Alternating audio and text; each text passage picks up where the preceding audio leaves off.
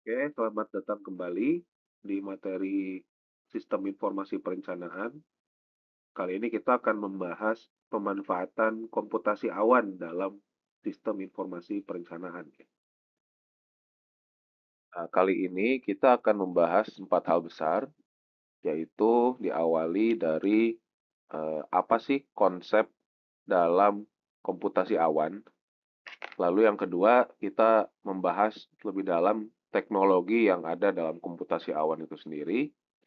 Lalu yang ketiga ada masa depan teknologi komputasi awan, dikaitkan juga dengan dunia perencanaan ya, bagaimana pemanfaatannya dalam perencanaan wilayah dan kota, dan juga kesimpulan ya, penutup. Oke, kita masuk ke bagian pertama, yakni konsep komputasi awan. Pengertian komputasi awan, jadi komputasi awan atau dalam bahasa Inggris itu diistilahkan dengan cloud computing ya. Nah, maknanya adalah teknologi yang menjadikan internet sebagai pusat pengelolaan aplikasi dan data. Dengan pengguna komputer diberikan hak akses atau login. Nah, di sini istilah awan itu maknanya adalah kemampuan terkait teknologi informasinya itu disajikan sebagai suatu layanan as a service, sehingga pengguna dapat mengaksesnya melalui internet tanpa mengetahui apa yang ada di baliknya. Jadi seperti halnya awan. Nah, yang penting ini adalah layanannya ya, as a service gitu ya. Kita hanya bisa melihat seperti halnya kita melihat awan ya. Nah, tanpa tahu di balik awan itu ada apa gitu ya.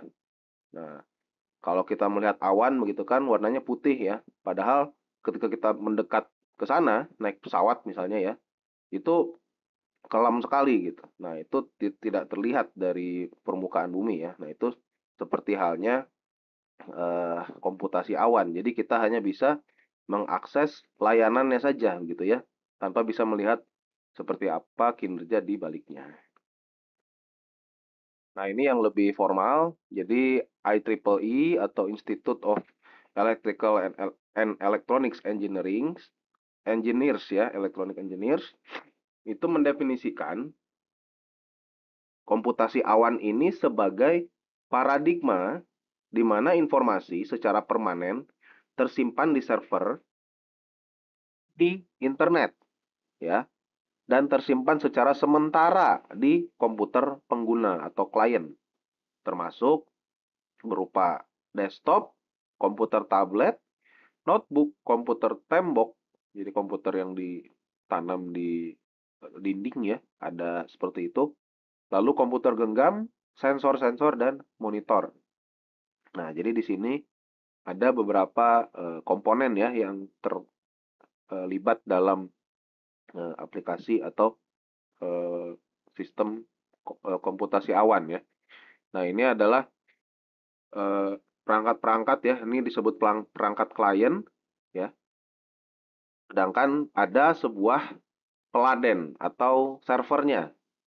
Nah, di dalamnya itu bisa mencakup aplikasi, jadi kita bisa memantau, bisa mengenerate konten, bisa mengonsumsi konten, bisa berkolaborasi, bisa berkomunikasi. Lalu kemudian ada platform ya, ada Serambi. Nah, ini ada basis data, ada runtime. Nah, ini untuk membuat aplikasi. Ini akan dibahas lebih lanjut ya, apa yang ada di dalam komputasi awan ini, di dalam awan ini ya. Dalam mengenal komputasi awan itu sendiri, kita bisa melihat ada setidaknya 5 karakteristik yang diperlihatkan ya. Nah, di sini ada dalam bahasa Inggris ya, on-demand self-service. Nah, ini artinya eh, layanan swalayanan ya yang bisa diminta kapan saja. Lalu ada measured service ya, layanan terukur. Kemudian ada rapid elasticity, jadi elastisitas yang cepat begitu ya. Lalu ada resource pooling ya, eh, penggabungan sumber daya dan juga broad network access. Jadi akses jaringan yang lebar seperti itu. Nah, yang pertama ini karakteristiknya disebut on demand self service tadi ya. Nah, ini pelayanan mandiri. Nah, dengan komputasi cloud atau komputasi awan, pengguna bisa memesan dan mengelola layanan cloud kapan saja tanpa bantuan penyedia. Nah, semua itu dilakukan secara otomatis melalui portal web atau antarmuka manajemen si komputasi cloud, ya. Jadi di sini misalnya ya, kita ingin melihat mata kuliah yang diambil ya di semester ini. Nah, kalau di kita itu menggunakan si AKAD ya.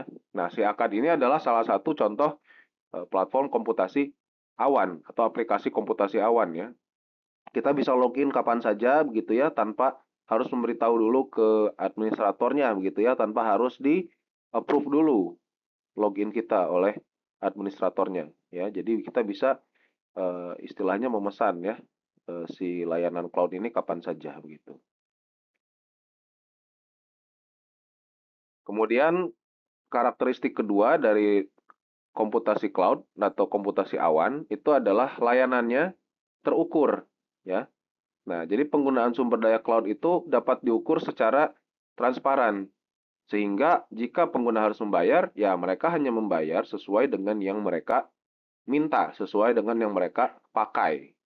Nah, misalnya di sini kita dapat membeli paket layanan internet ya. Nah, provider sekarang sudah punya fitur untuk eh, menentukan nih untuk membagikan layanan mereka gitu ya.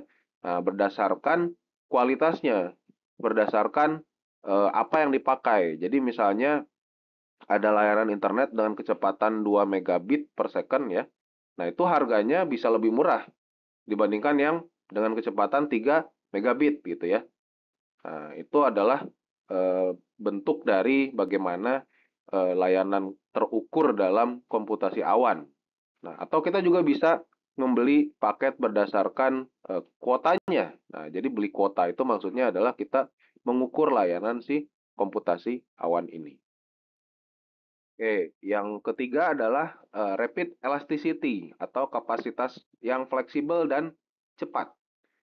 Nah, kapasitas di sini dimaksudkan dengan pengguna sumber daya cloud, penggunaan ya, mohon maaf, itu dapat ditambah atau dikurangi sesuai dengan kebutuhan pengguna. Nah, ini fleksibilitas ya. Dan penambahan dan pengurangan ini dapat dilakukan dengan cepat begitu ya. Ya mungkin dalam hitungan hari mungkin ya maksimal gitu. Misalnya kita memiliki layanan ya atau pemerintahan itu membuat layanan website misalnya ya. Nah, layanan pemerintahan ini disimpan dalam sebuah server atau peladen gitu ya. Nah, server ini kan pasti punya semacam ruangan ya, semacam bukan ruangan dalam arti fisik ya, maksudnya adalah ruangan penyimpanan data gitu ya. Nah, ruangan penyimpanan data ini dapat ditambah atau dikurang sesuai dengan kebutuhan.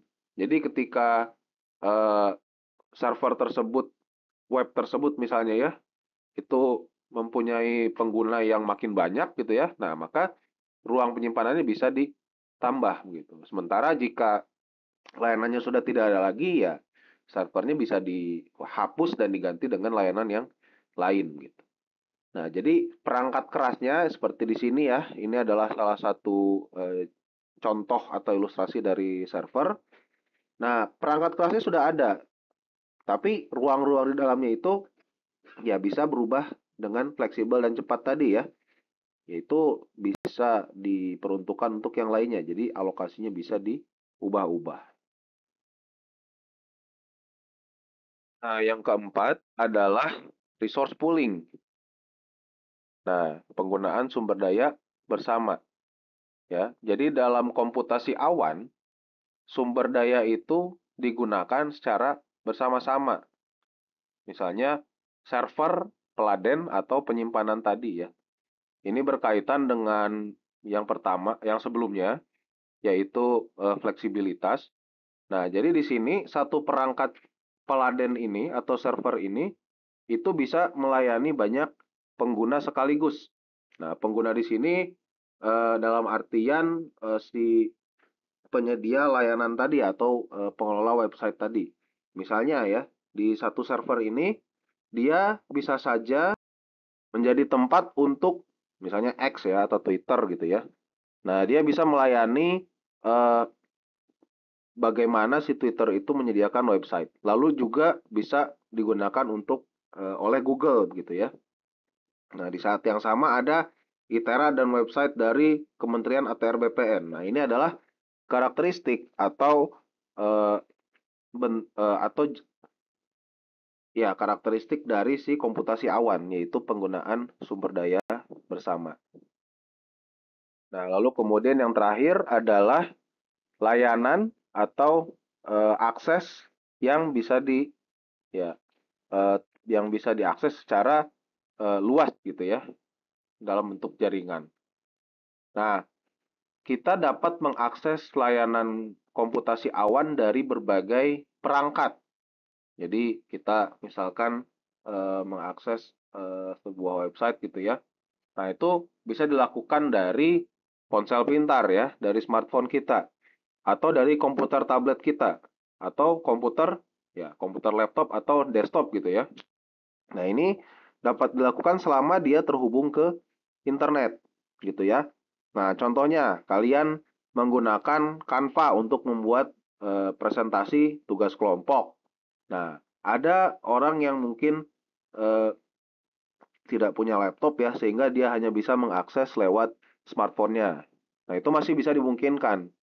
Jadi, kelompok anggota kelompok kalian meskipun tinggal di berbagai tempat ya, tidak dalam satu kumpulan.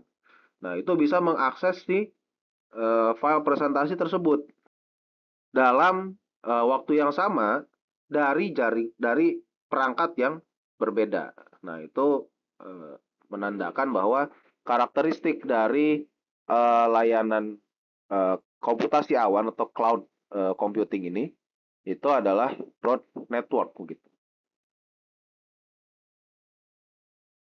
Nah, selanjutnya adalah kita membahas teknologi dalam komputasi awan ya. Jadi apa saja teknologi yang terlibat dalam komputasi awan. Nah, di sini ada bentuk layanan dari komputasi awan. Jadi sebagaimana pengertian di awal ya yang menyatakan bahwa komputasi awan itu adalah layanan yang diberikan begitu ya ke pengguna gitu ya sebagai ya. Yang dimaksud sebagai layanan di sini adalah ada 3 jenis bentuk layanan ya dalam komputasi awan. Nah, yang pertama itu adalah software as a service ya.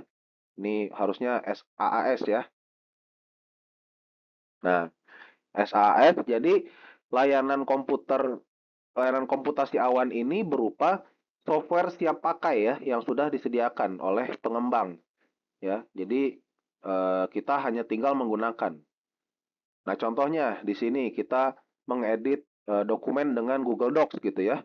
Atau kita membuat spreadsheet bersama gitu ya.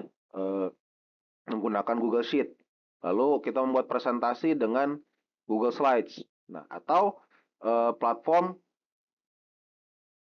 LMS atau Learning Management System dengan Google Classroom. Nah, itu adalah salah satu bentuk layanan komputasi awan berupa software as a service. Lalu kalian mengedit presentasi, dokumen gitu ya dengan Canva. Nah, itu juga salah satu bentuk layanan komputasi awan berupa software ya. Nah, kita kan tidak bisa di Canva itu menghitung rumus sebuah range ya. Jadi menggunakan sum gitu di Canva ya. Nah, itu udah beda software. Nah, ini menandakan bagaimana si layanan komputasi awan ini berupa software tadi. Nah, bentuk lainnya ada Microsoft 365 Online ya. Jadi Word, Excel, dan PowerPoint itu dilakukan di browser sekarang ya. Itu dimungkinkan. Dan juga aplikasi meeting seperti Zoom gitu ya. Atau Google Meet. Nah, di Zoom kita nggak bisa membuat dokumen gitu ya. Kita harus menggunakan aplikasi atau software lain, yaitu misalnya Google Docs atau Microsoft 365 Word gitu ya, online. Nah, yang kedua, di bawahnya ada Platform as a Service atau PaaS ya. Jadi, di sini layanan komputasi awan itu berbentuk platform. Nah, platform di sini atau tadi kalau tidak salah namanya Serambi, Nah, ini digunakan untuk mengembangkan softwarenya justru, ya. Nah, jadi dalam komputasi awan itu kita bisa eh, mengembangkan ya software cloud juga gitu ya. Nah, contohnya di sini ada yang namanya Heroku ya. Jadi kita bisa membuat eh, kode di sana, mengetes gitu ya sampai ke manajemen si aplikasinya, deployment-nya segala macam. Nah, kemudian ada Google App Engine, ini dari Google, atau Microsoft Azure App Service. Nah, ini eh, layanan-layanan yang digunakan untuk membuat software gitu ya, yaitu sebagai platform. Nah, yang ketiga ada infrastructure as a service. Nah, jadi di sini yang disediakan itu adalah infrastrukturnya, ya. Misalnya ada server virtual. Jadi kita punya server di cloud begitu ya. Kemudian jaringan dan penyimpanannya, gitu ya. Kita bisa membuat tempat penyimpanan kita sendiri di cloud itu dan sistem operasinya. Jadi alih-alih kita beli ruangan server sendiri gitu ya, ya kita bisa menyewa secara online juga, secara awan juga. Nah, itu namanya adalah infrastructure as a service. Contohnya di sini ada Amazon Web Services ya, dari Amazon. Ini ada dari Google juga ada, Google Compute Engine, dan dari Microsoft itu namanya Microsoft Azure Virtual Machine gitu ya. Nah, di sini kita bisa menganalogikan bentuk layanan komputasi awan tadi ya, yang SaaS, PaaS, dan juga IaaS itu seperti sebuah rumah begitu ya. Nah, kalau dalam SaaS ya, kita diibaratkan dengan menyewa bangunan rumah tersebut apa adanya untuk dipakai. Nah, jadi misalkan kita ingin eh, berjualan nih, ya bukan di bangunan rumah ini yang kita pakai gitu ya, kita cari bangunan lain. Nah, bangunan ini hanya kita bisa pakai untuk bermukim saja, ya. Jadi hanya bisa digunakan untuk tinggal sehari-hari gitu ya. Nah, itu diibaratkan dengan kalau kita mau membuat presentasi gitu ya. Nah, kita nggak bisa menggunakan Google Docs. Kita nggak bisa menggunakan Microsoft Excel Online. Tapi kita pakai ya kalau nggak Google Slide atau nggak Canva gitu. Nah, itu analogi dari software as a service gitu ya. Lalu yang kedua ada platform as a service. Nah, di sini diibaratkan Anda menyewa alat-alat untuk membangun bangunan rumahnya gitu ya. Nah, jadi kita bisa mengatur berapa jumlah kamarnya, berapa meter atapnya gitu ya, kemudian bagaimana model atapnya, atau bagaimana tampilan depannya, fasadnya gitu ya, sesuai keinginan kita. Nah, tapi dia tetap masih sebagai rumah gitu ya. Kalau di sini kalian sewa rumah 2 kamar ya sudah, kalian cuma dapat 2 kamar. Tapi kalau di sini kita bisa mendesain dari awal gitu ya, rumah kita sendiri itu mau seperti apa. Nah, kalau di sini infrastructure as a service, kita menyewa lahan, sambungan listrik, ya, sambungan air dan jalan raya gitu ya ke bangunan kita. Nah, bangunannya mau dipakai apa terserah gitu ya.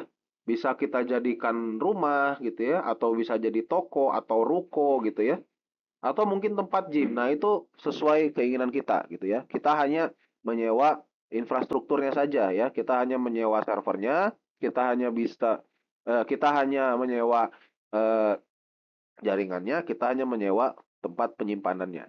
Nah, urusan diisi apa itu bisa fleksibel gitu. Kurang lebih seperti itu. Nah, jadi sekarang kita membahas virtualisasi ya, yaitu komponen utama di balik teknologi komputasi awan. Nah, apa itu virtualisasi? Jadi, virtualisasi ini adalah teknologi yang memungkinkan satu perangkat fisik, seperti misalnya komputer atau server gitu ya, itu menjalankan beberapa mesin virtual secara bersamaan. Nah, contohnya atau analoginya, mohon maaf. Kita bisa menganalogikan sebagai pengerjaan satu dokumen RDTR di sebuah studio ya. Nah, jadi ceritanya kalian studio nih. Nah, selama kalian bekerja, selama ini ya, kalian bekerja dengan laptop masing-masing ya. Tiap orang satu laptop gitu ya. Beda orang beda laptop. Nah, masing-masing laptop ini kan sumber dayanya berbeda-beda ya pastinya. Ada yang cepat gitu ya, karena prosesornya itu sampai 8 core ya. Jadi mumpuni gitu ya, canggih. Kapasitas RAM-nya 32 GB dan ada teknologi solid state drive-nya. Jadi pakai SSD gitu ya penyimpanannya sehingga lebih cepat. Nah, sementara yang lain itu ada yang lemot karena prosesornya hanya 2 core ya. RAM-nya cuma 2 GB dan masih pakai hard disk lagi ya. Pakai penyimpanan yang masih lambat gitu. Nah, untuk laptop pertama itu bisa mengerjakan apapun relatif lebih cepat ya. Misalkan dia mengerjakan analisis spasial dan juga pengolahan data gitu ya. Nah, itu selesai dalam hitungan detik saja. Tapi laptop kedua ini untuk dinyalakan saja itu butuh waktu hampir 2 menit gitu.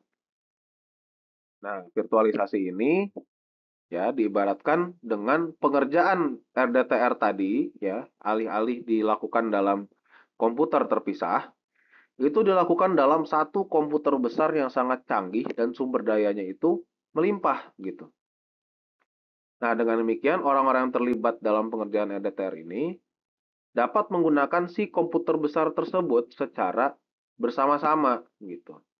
Nah, jadi si komputer besar ini membagi-bagi sumber dayanya secara efisien untuk tugas-tugas yang sedang dikerjakan. Jadi seolah-olah tiap orang itu punya laptop virtual ya, buatan gitu. Jadi istilah virtualisasi itu mengacu ke sana gitu. Nah, laptop virtual ini kemampuannya bisa disesuaikan dengan tugas yang sedang dikerjakan. Jadi orang yang sedang melakukan analisis spasial misalnya, itu akan diberikan alokasi untuk kartu grafisnya lebih besar gitu. Nah, tapi nggak sebanyak orang yang hanya mengolah data di spreadsheet gitu ya, karena itu cuman butuh CPU misalnya, cuma butuh hitung-hitungan ya. Kalau yang terkait dengan gambar apa image ya, processing gitu ya, kartografis, nah itu lebih banyak untuk yang analisis spasial. Nah, dengan demikian si pengerjaan EDTR ini lebih efisien dan tidak ada sumber daya yang terbuang. Nah, seperti itulah yang disebut dengan virtualisasi. Nah, apa saja yang ada di dalam sebuah eh, teknologi virtualisasi? Yang pertama tentunya adalah si server itu sendiri atau komputer besarnya ya. Jadi dia adalah perangkat fisik yang menjadi fondasi gitu ya.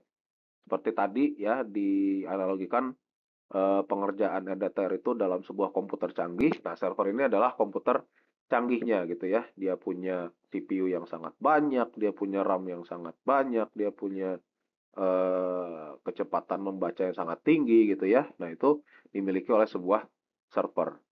Lalu ada jaringan. Nah, virtualisasi itu bisa memungkinkan orang itu mengerjakan tidak dalam satu tempat gitu ya, dengan masih efisien gitu ya. Jadi kalaupun kita kerja studio misalnya lewat kosan masing-masing, nah itu sebenarnya masih bisa gitu ya. Nah, jaringan ini memungkinkan komunikasi antar mesin virtual. Nah, jadi ibaratnya tadi mesin virtual itu ada laptop masing-masing gitu ya. Nah, tiap-tiap laptop virtual itu bisa saling berkomunikasi. Orang yang pakai analisis spasial gitu ya dengan data yang sama dengan yang sedang membuat chart gitu misalnya. Nah, itu bisa saling berkomunikasi, bisa menggunakan data yang sama gitu ya tanpa harus khawatir salah satunya akan mengurangi kinerja yang lain. Nah, itu jaringan. Lalu yang terakhir, yang ketiga adalah penyimpanan atau storage. Nah, di sini tidak hanya sumber daya berupa kemampuan untuk memproses informasi, tapi penyimpanannya juga itu dapat dibagi gitu ya. Nah, jadi semua orang itu bisa memasukkan data apa saja. Nah, ini persis seperti Google Drive atau OneDrive yang kalian tahu gitu ya. Kita bisa memasukkan file yang kita perlukan gitu ya ke eh, ya secara virtual gitu ya ke cloud tanpa khawatir orang lain akan terkurangi gitu ya alokasinya. Nah, selanjutnya kita akan membahas seperti apa kira-kira masa depan dalam teknologi komputasi awan. Nah, jadi di sini saya akan perkenalkan bagaimana teknologi WWW atau World Wide Web atau internet itu sendiri berkembang gitu ya. Nah, dari tahun 1989 sampai 2024, tahun 2004, ini internet ini disebut Web 1.0 gitu ya. Nah, disebut juga Read Only Web. Jadi, eh, World Wide Web atau web ini ya, ditemukan atau dikembangkan pertama kali oleh Sir Tim Berners-Lee gitu ya. Orangnya masih ada nih sekarang. Pada tahun 1989. Nah, pada fase itu, internet masih berupa situs statis.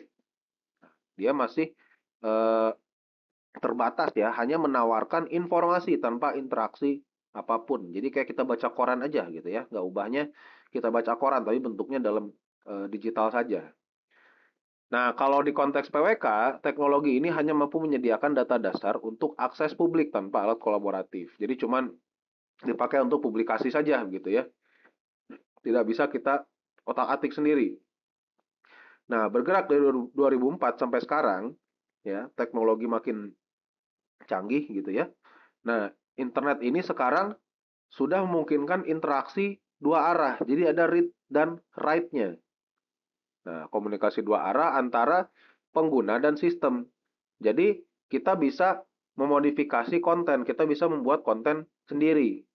Nah, ini didukung dengan teknologi misalnya SaaS tadi ya, software as a service. Kita bisa menggunakan eh, layanan cloud seperti Google Drive gitu ya untuk mengupload atau mengunduh dokumen gitu ya. Kita bisa pakai Google Docs untuk membuat laporan. Nah, itu ada interaksi di situ kan. Nah, ini adalah karakteristik Web 2.0. Nah, kalau dalam PWK gitu ya, kita bisa mengelola data spasial ya secara dinamis gitu ya. Kita bisa mengedit, kita bisa eh, menyimpan, kita bisa menyebarkan gitu ya. Nah, itu adalah interaksi antara kita pengguna dengan sistemnya. Nah, kemudian di tahun 2006 itu ada konsep terkait Web 3.0 gitu ya. Nah, ini juga sama dicetuskan oleh Sir Tim Berners-Lee. Nah, di sini informasi yang disebarkan di Web 2.0 tadi itu memungkinkan untuk saling terhubung dan diproses oleh si mesin, oleh si komputer secara semantik. Jadi diproses secara cerdas. Nah, kita akan bahas lebih lanjut setelah ini. Nah, yang selanjutnya ada Web3. Jadi ini Web 3.0, ini Web3 ya. Walaupun sama-sama web dan 3, tapi maknanya beda. Nah, kalau Web3, nah ini diperkenalkan oleh Gavin Wood ya. Nah, dia memiliki konteks yang lain yaitu namanya blockchain. Nah, blockchain ini memungkinkan web terdesentralisasi. Nah, dan pemrosesannya itu tidak lagi bergantung pada satu server besar saja gitu ya. Nah, melainkan tersebar di komputer pengguna masing-masing, tapi masih saling terhubung. Nah, sekarang bagaimana kedudukan informasi ini bergerak sesuai dengan perkembangan si teknologi web tadi ya. Nah, jadi dalam web 2.0 dia masih berfokus pada kemampuan interaksi antar pengguna ya melalui konten yang dinamis dan media sosial. Nah, jadi dalam web 2.0 itu konten dapat dibuat, disebarluaskan dan dikonsumsi oleh pengguna yang disimpan secara terpusat di server-server dan penyimpanan-penyimpanan besar. Saya misalkan record video ajar ini gitu ya. Nah, kemudian saya menyebarkannya melalui YouTube gitu ya. Lalu kalian tonton. Nah, itu datanya disimpan secara terpusat ya di servernya YouTube. Nah, juga jutaan atau bahkan miliaran pengguna lain gitu ya. Nah, itu membutuhkan penyimpanan yang sangat besar. Nah, dalam Web 3.0, konten-konten yang tersebar ini diupayakan untuk saling terhubung dan dapat diproses secara semantik. Nah, maksudnya adalah eh, informasi ini memiliki arti dan dapat dimengerti oleh komputer. Nanti misalnya dengan platform lain gitu ya atau website lain atau kalian mungkin sudah pernah melihat atau memanfaatkan justru ya plugin dari Chrome atau internet yang memanfaatkan AI untuk summarize atau merangkum gitu ya, informasi yang ada dalam sebuah video gitu. Nah, misalnya video ajar ini kalian summarize-kan oleh si plugin browser tersebut gitu ya. Nah, itu adalah salah satu pemanfaatan dari Web 3.0. Jadi di sini informasi ini tersebar begitu ya, dan dapat diproses secara semantik, dapat dipahami gitu ya oleh si komputer. Nah, dalam Web3 dan juga ada Web3 Plus gitu ya, konten-konten yang sebelumnya disimpan ya dan diproses secara terpusat ini itu tersebar di masing-masing pengguna atau istilahnya didesentralisasi, sehingga memungkinkan mereka melakukan kontrol penuh terhadap data sendiri. Jadi di sini tidak perlu kita khawatir data kita bocor gitu ya, seperti yang terjadi beberapa bulan lalu gitu ya. Kita punya data BPJS, kita punya data KTP begitu ya di server pemerintahan. Nah, itu semua digondol oleh peretas gitu ya, oleh cracker gitu dan dijual secara bebas. Nah, dalam Web3 itu harusnya tidak ada lagi pencurian seperti itu ya. Nah, di sini blockchain itu dimanfaatkan sebagai penjamin dari si kontrol penuh tadi terhadap data masing-masing gitu ya. Nah, dengan demikian peran cloud computing sendiri itu berbeda-beda dalam setiap teknologi web ini begitu. Nah, di sini saya akan membagikan bagaimana pemanfaatan Web 2.0, 3.0, dan Web 3 ini ya dalam konteks PWK. Yang pertama, untuk Web 2.0, di sini data-data spasial itu dimungkinkan untuk dapat dibagikan secara luas melalui internet. Jadi, pengguna lainnya gitu ya, selain yang punya si server, selain yang punya si website, itu dapat mengakses, mengonsumsi, dan mengunduhnya untuk dimanfaatkan secara luring gitu ya. Nah, cloud computing itu dimanfaatkan sebagai infrastruktur terpusat untuk menyimpan, memproses, dan menyediakan layanan data. Nah, misalkan di sini kita punya website BIG ya, INA Geoportal gitu ya. Nah, INA Geoportal ini menyediakan data peta dasar, batas wilayah, dan DEM gitu. Nah, kita bisa mengaksesnya ya dengan di sini, masuk dulu login gitu ya, buat akun. Lalu kita dapat mengonsumsi, kita dapat milih-milih kita mau download data DEM kah, atau mendownload peta dasar kah, RBI-nya gitu ya, atau batas wilayah saja. Lalu kemudian manfaatkannya secara offline gitu ya, dengan mendownloadnya gitu. Nah, jadi itu ada interaksi konten. Lalu ada yang lain lagi, misalkan Bumi ATR BPN ini ya. Nah, ini menampilkan persil lahan gitu, menampilkan bidang tanah gitu. Nah, kita bisa mengakses, kita bisa melihat, kita bisa memanipulasi gitu ya, kita bisa menyaring apa yang mau kita lihat. Nah, lalu kemudian mungkin dimanfaatkan secara offline. Nah, itu adalah Web 2.0 gitu. Nah, sementara Web 3.0 ini ya memungkinkan data-data spasial tadi yang dibuat dari berbagai sumber itu bisa saling terhubung dan diproses secara terintegrasi. Nah, jadi dengan demikian suatu platform ini yang memanfaatkan Web 3.0 itu dapat menganalisis secara semantik data-data yang saling terhubung tersebut, sehingga setiap pengguna dapat memanfaatkan untuk menghasilkan informasi baru. Nah, jadi di sini cloud computing itu dimanfaatkan untuk menyimpan dan mengolah data semantik ini yang terhubung dari berbagai sumber, walaupun masih tersentralisasi juga gitu ya. Misalnya dengan Web 3.0 itu ya, data batas administrasi dari BIG ini dan data bidang tanah dari ATR BPN ya, itu dia dapat mengintegrasikan sehingga ketika orang itu ingin mengetahui eh, komposisi bidang tanah berdasarkan jenis haknya per kelurahan ya, itu bisa dilakukan. Nah, ini pemanfaatan AI ya yang selama ini kita kenal itu bisa dikategorikan sebagai Web 3.0 gitu ya. Jadi dia di sini mungkin memasukkan prompt gitu ya, tunjukkan kelurahan di Bandar Lampung yang memiliki bidang tanah hak milik terbanyak gitu. Nah, si Web 3.0 ini karena dia dapat mengakses data batas administrasi dari BIG dan bidang tanah dari BPN yang juga punya informasi jenis hak, Nah, dia dapat memproses gitu ya. Nah, data tersebut harusnya juga memiliki format yang tertentu. Nah, ini sehingga dapat diproses gitu ya. Nah, secara semantik. Nah, semantik ini terkait dengan ini, maknanya apa gitu ya. Jadi batas itu punya makna tersendiri gitu ya, yakni pembatas dari wilayah-wilayah persil gitu ya. Nah, sementara persil ini yang dihitung gitu ya. Nah, ini mengindikasikan sebagai proses yang semantik begitu.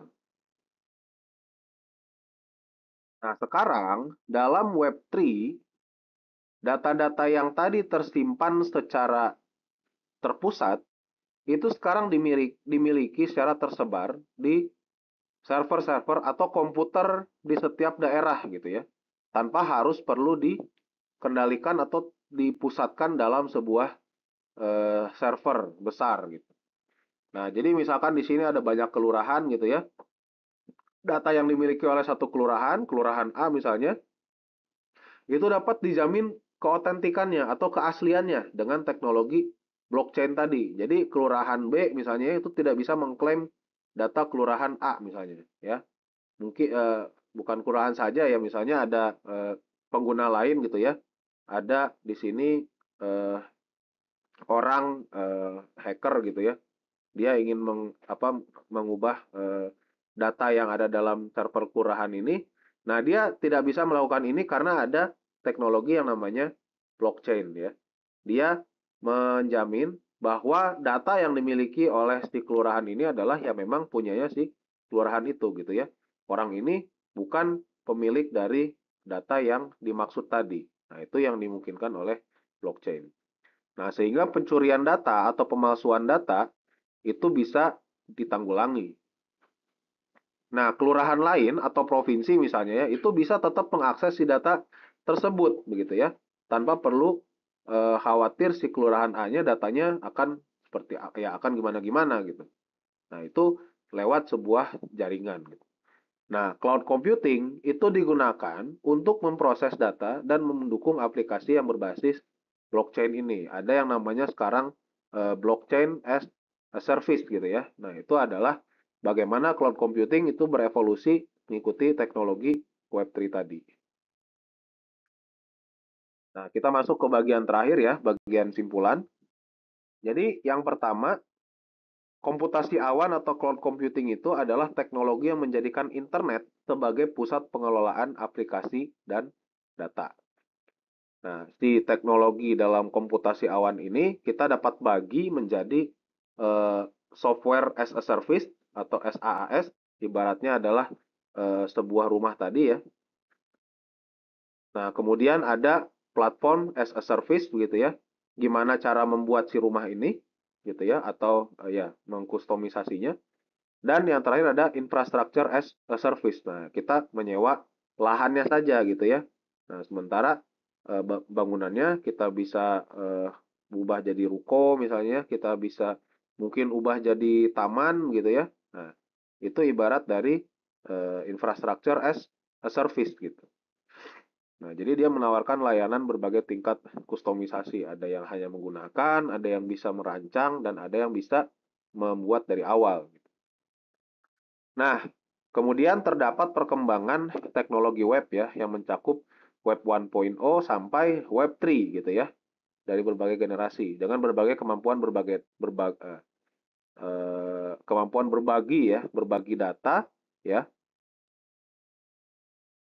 berbagi berbagi data ya, keterhubungan dan juga kepemilikannya gitu ya. Jadi ada yang tadi tidak bisa digunakan sama sekali, ada yang bisa digunakan atau dibagikan secara terpusat ya, dimiliki. Ada yang digunakan dimiliki secara terpusat tapi dapat dimanfaatkan secara semantik, dan ada yang terdesentralisasi gitu. Nah, cloud computing ya, walaupun hanya tadi dikaitkan dengan Web 2.0, tapi di Web 3.0 dan Web 3 itu perannya berbeda-beda gitu ya, walaupun tetap ada begitu. Nah, ini adalah referensi yang digunakan ya, ada buku dari eh, Pak R. Herwanto dan juga Pak Ono Purbo. Ini adalah eh, pakar di bidang IT atau TIK di Indonesia yang sudah cukup lama gitu ya berkarir di bidang itu. Lalu kemudian ada paper tentang Web 1 dan Web 3 ini.